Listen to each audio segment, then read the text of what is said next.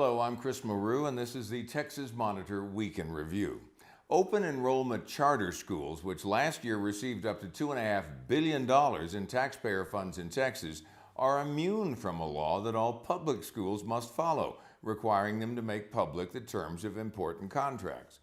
Charters just not held as accountable as we are, and anytime they bring up accountability for charters, there is an element that steps on it, said Troy Reynolds, an educator and advocate for Texas public schools.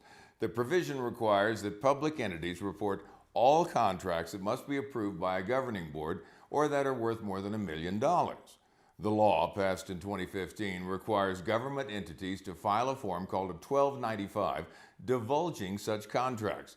Texas charter schools have so far skirted that requirement with no complaints.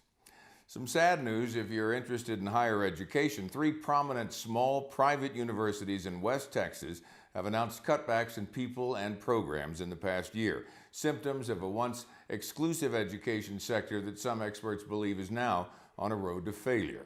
Since January, Hardin-Simmons University and Abilene Christian University, both in Abilene, and Howard Payne University in Brownwood have announced layoffs, buyouts, and elimination of once highly touted curricula. All have enrollments of about 5,200 or fewer students. Hardin-Simmons announced in October that some tenured faculty have been offered buyouts, but did not say how many of the school's 134 full-time faculty members are affected. At Howard Payne, 10 professors are being terminated. Theirs and 2 other faculty jobs are being eliminated. The school will also stop offering some 10 majors and reconfigure 7 others. And at Abilene Christian, both faculty and staff members were let go earlier this year in hopes of cutting spending by up to $8 million.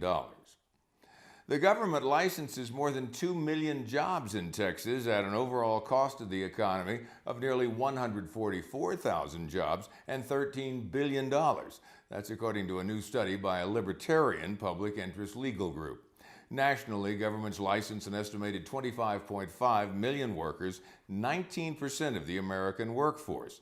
The barriers to entry created by licensing cost nearly 2 million jobs overall and nearly $200 billion a year in misdirected training, education, and licensing fees. That's from the Institute for Justice.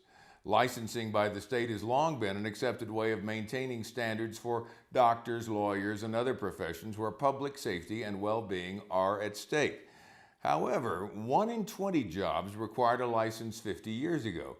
As many as 1 in 4 do today in several states, 1 in 5 in Texas, according to that study.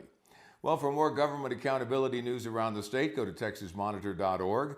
You can also follow us on Facebook at Facebook.com/The Texas Monitor and on Twitter @The Texas Monitor. I'm Chris Maru.